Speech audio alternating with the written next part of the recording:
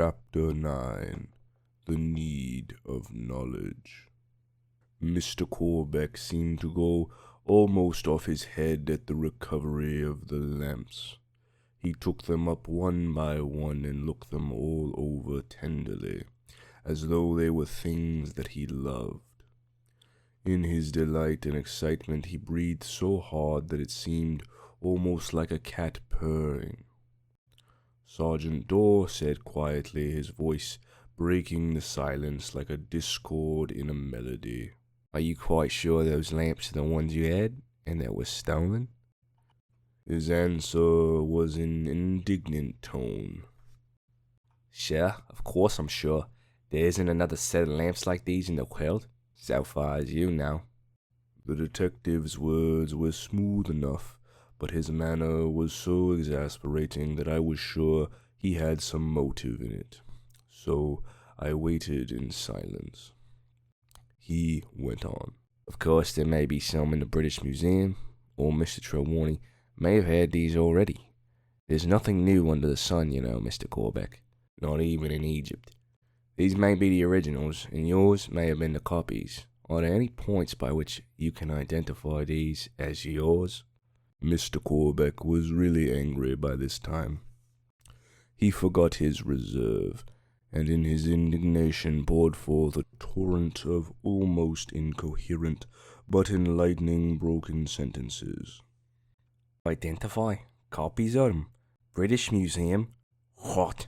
Perhaps they keep a set in Scotland Yard for teaching idiot policemen Egyptology. Do I know them, when I have carried them about my body in the desert for 3 months, and lay awake night after night to watch them?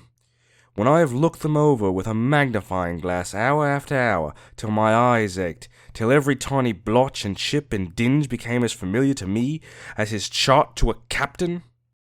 As familiar as they doubtless have been all the time to every thick-headed area prowler within the bounds of mortality? See here, young man, look at these." He arranged the lamps in a row on the top of the cabinet. "Did you ever see a set of lamps of these shapes, of any one of these shapes? Look at these dominant figures on them.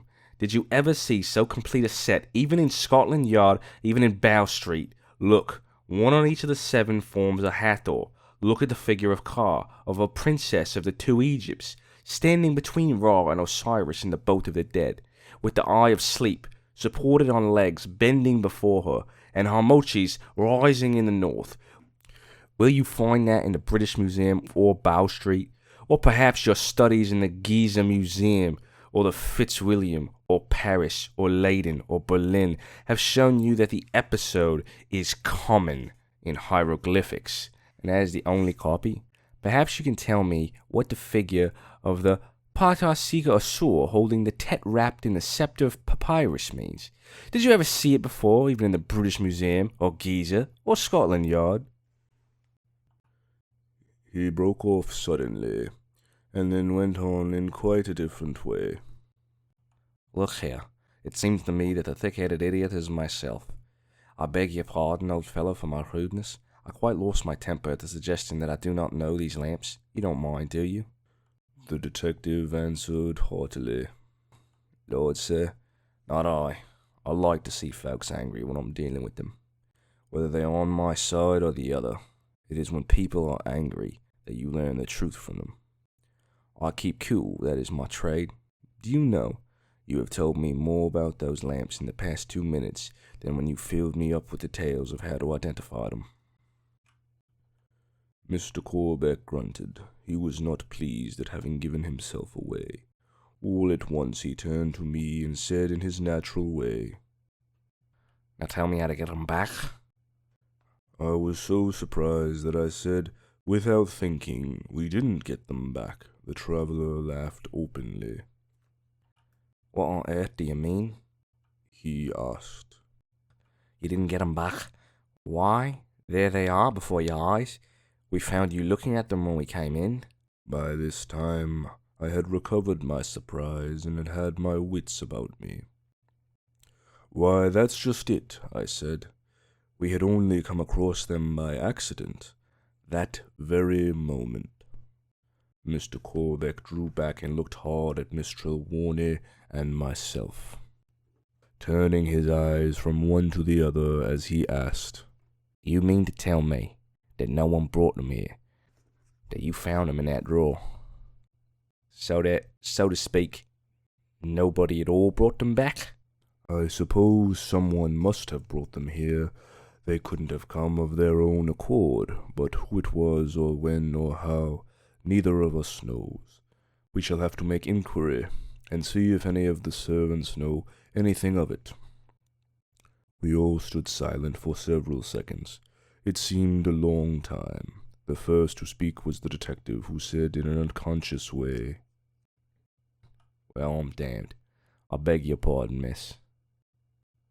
Then his mouth shut like a steel trap. We called up the servants one by one and asked them if they knew anything of some articles placed in a drawer in the boudoir, but none of them could throw any light on the circumstance. We did not tell them what the articles were or let them see them. Mr. Corbeck packed the lamps in cotton wool and placed them in a tin box. This, I may mention incidentally, was then brought up to the detective's room, where one of the men stood guard over them with a revolver the whole night. Next day we got a small safe into the house and placed them in it. There were 2 different keys. One of them I kept to myself, and the other I placed in my drawer in the safe deposit vault. We were all determined the lamp should not be lost again. About an hour after we had found the lamps, Dr. Winchester arrived. He had a large parcel with him, which, when unwrapped, proved to be the mummy of a cat. With Miss Trelawney's permission, he placed this in the boudoir, and Sylvia was brought close to it. To the surprise of us all, however, except perhaps Dr. Winchester, he did not manifest the least annoyance. He took no notice of it whatever. He stood on the table close beside it, purring loudly. Then, following out his plan, the doctor brought him into Mr. Trelawney's room. We all following, Dr. Winchester was excited, Miss Trelawney anxious. I was more than interested myself, for I began to have a glimmering of the doctor's idea. The detective was calmly and coldly superior, but Mr. Corbeck, who was an enthusiast, was full of eager curiosity.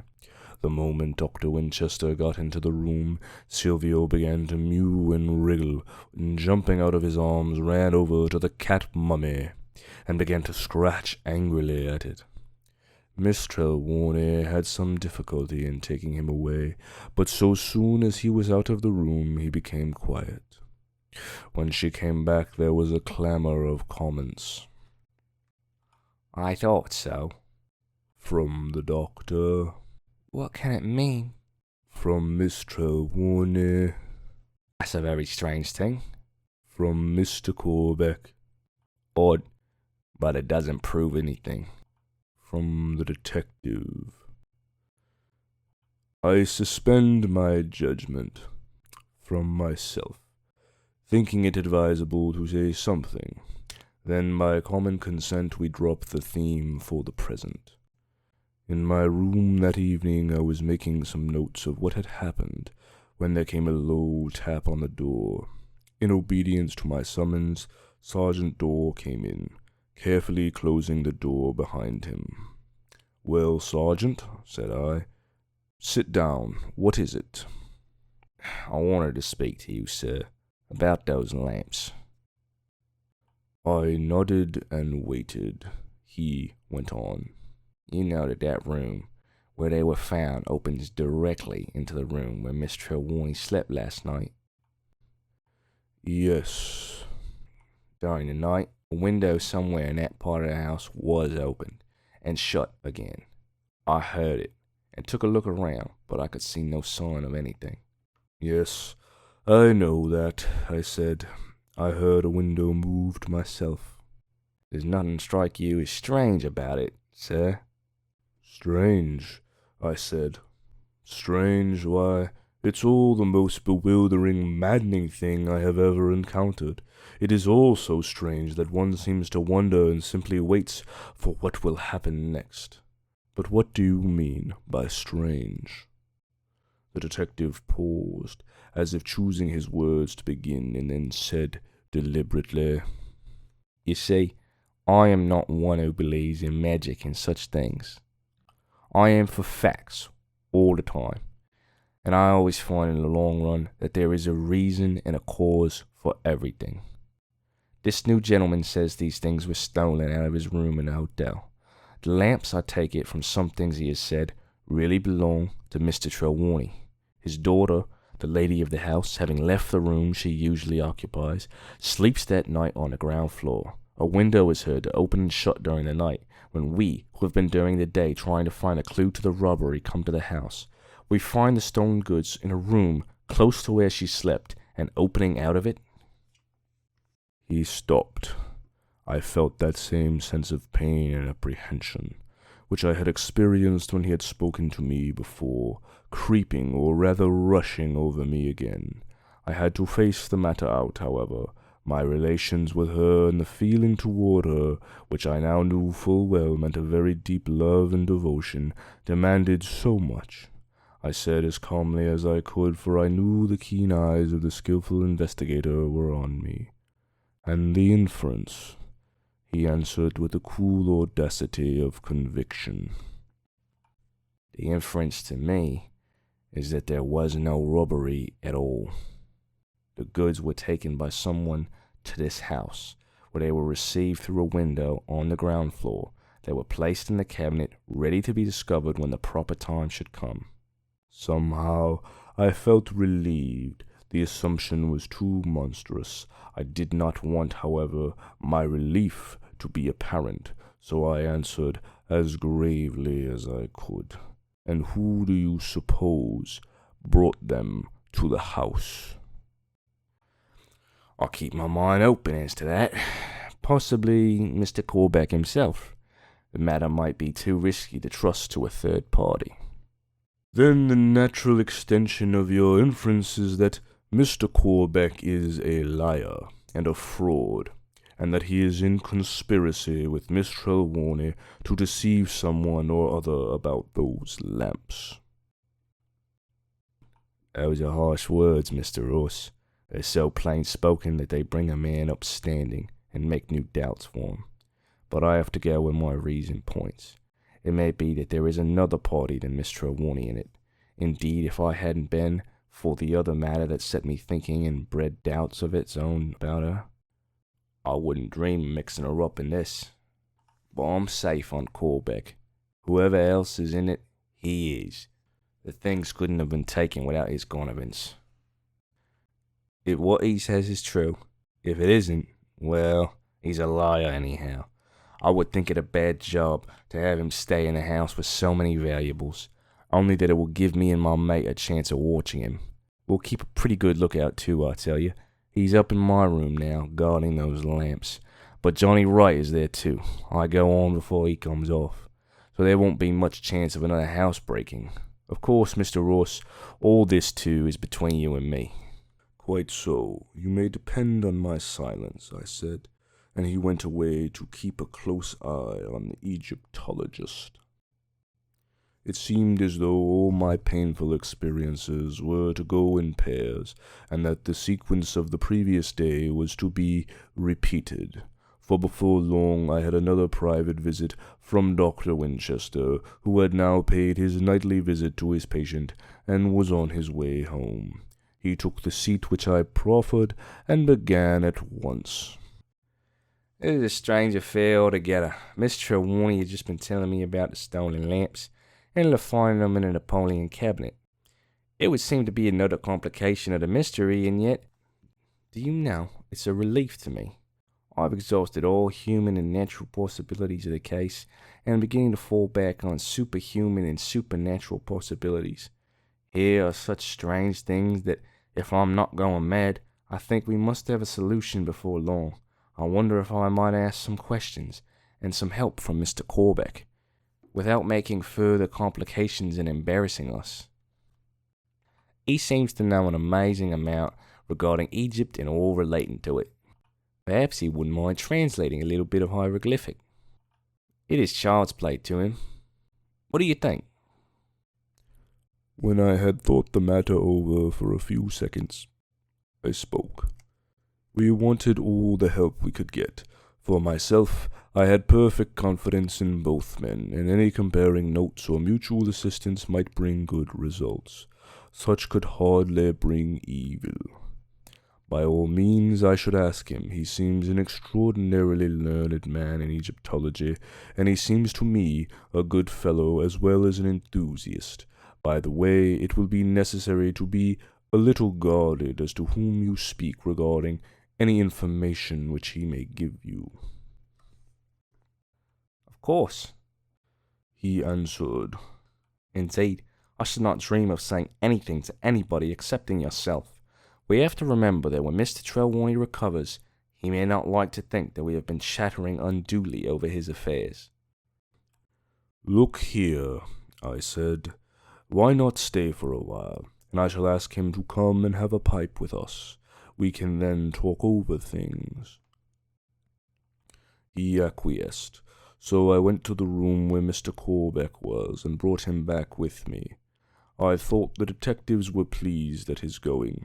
On the way to my room, he said, I don't half like leaving those things there, with only those men to guard 'em.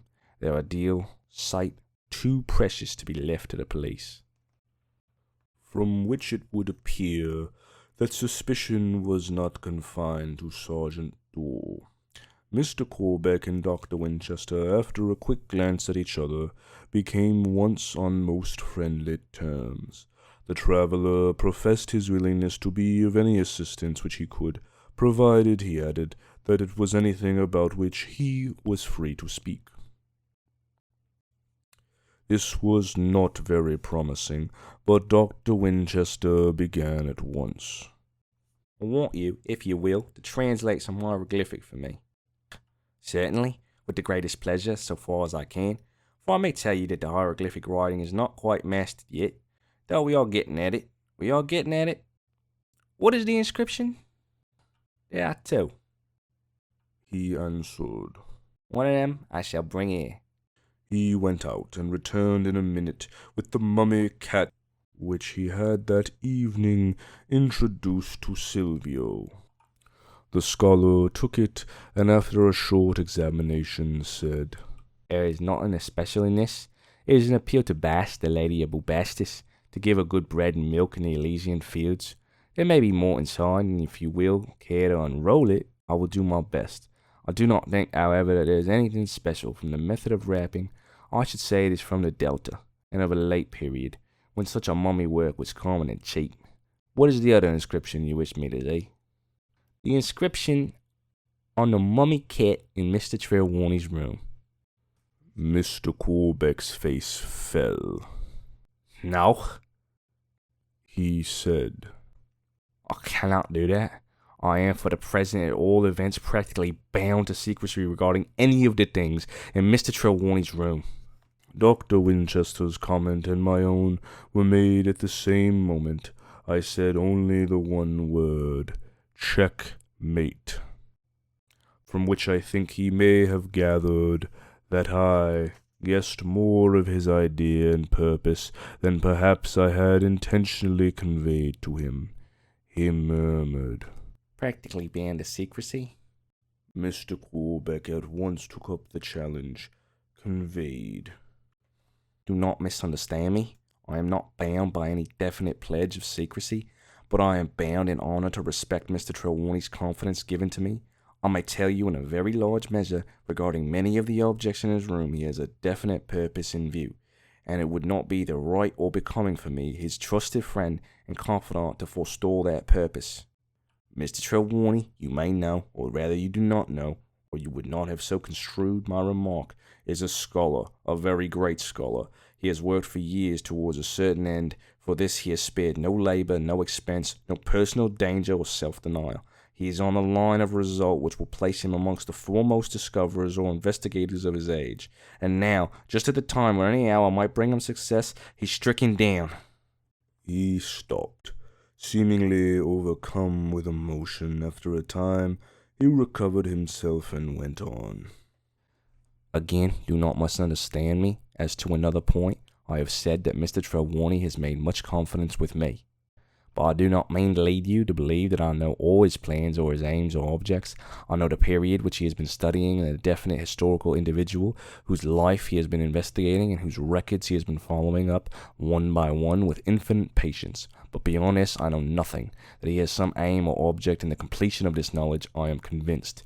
What it is, I may guess, but I must say nothing. Please to remember, gentlemen, that I have voluntarily accepted the position of recipient of a partial confidence. I have respected that, and I must ask any of my friends to do the same. He spoke with great dignity, and he grew moment by moment in the respect and esteem of both Dr. Winchester and myself. We understood that he had not done speaking, so we waited in silence till he continued. I have spoken this much, although I know well that even such a hint as either of you might gather from my words might jeopardize the success of his work. I am convinced that you both wish to help him and his daughter. He said this, looking me fairly between the eyes. To the best of your power, honestly and unselfishly, he is so stricken down, and the manner of it is so mysterious that I cannot but think that it is in some way a result of his own work.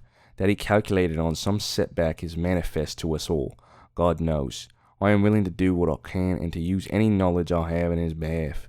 I arrived in England full of exultation and the thought that I had fulfilled the mission with which he had trusted me. I had got what he said were the last objects of his search. I felt assured that he would now be able to begin the experiment of which he had often hinted to me. It is too dreadful that at just such a time a calamity should have fallen on him. Dr. Winchester, you are a physician, and if your face does not belie you, you are a clever and a bold one. Is there no way which you can devise to wake this man from his unnatural stupor? There was a pause. Then the answer came slowly and deliberately. There is no ordinary remedy that I know of. There might be possibly some extraordinary one, but there would be no use in trying to find it, except on one condition. And that? Knowledge. I am completely ignorant of Egyptian matters, language, writing, history, secrets, medicines, poisons, occult powers, all that go to make up the mystery of that mysterious land. This disease or condition, or whatever it may be called, from which Mr. Trelawney is suffering, is in some way connected with Egypt. I have had a suspicion of this from the first, and later it grew into a certainty, though without proof. What you have said tonight confirms my conjecture, and makes me believe that a proof is to be had. I do not think that you quite know all that has gone on in this house since the night of the attack, of the finding of Mr. Trelawney's body. Now I propose that we confide in you. If Mr. Ross agrees, I shall ask him to tell you. He is more skilled than I am in putting facts before other people. He can speak by his brief, and in this case he has the best of all briefs, the experience of his own eyes and ears, and the evidence that he has himself taken on the spot from participators in, or spectators of, what has happened. When you know all, you will, I hope, be in a position to judge as to whether you can best help Mr. Trelawney and further his secret wishes by your silence or your speech. I nodded approval. Mr. Corbeck jumped up and, in his impulsive way, held out a hand to each. Done, he said. I acknowledge the honor of your confidence, and on my part I pledge myself that if I find my duty to Mr. Trelawney's wishes will, in his own interest, allow my lips to open on his affairs, I shall speak so freely as I may. Accordingly I began, and told him, as exactly as I could, everything that had happened from the moment of my waking at the knocking on the door in Jermyn Street. The only reservations I made were as to my own feeling toward Miss Trelawney, and the matters of small import to the main subject which followed, and my conversations with Sergeant Dorr, which were in themselves private, and which would have demanded discretionary silence in any case. As I spoke, Mr. Corbeck followed with breathless interest. Sometimes he would stand up and pace about the room in uncontrollable excitement, and then recover himself suddenly and sit down again. Sometimes he would be about to speak, but would, with an effort, restrain himself. I think the narration helped me to make up my own mind, for even as I talked things seemed to appear in a clearer light. Things big and little in relation of their importance to the case fell into proper perspective. The story up to date became coherent except as to its cause, which seemed a greater mystery than ever. This is the merit of entire or collected narrative. Isolated facts, doubts, suspicions, conjectures give way to a homogeneity which is convincing. That Mr. Corbeck was convinced was evident. He did not go through any process of explanation or limitation, but spoke right out at once, to the point and fearlessly, like a man. That settles me. There's an activity, some force that needs special care.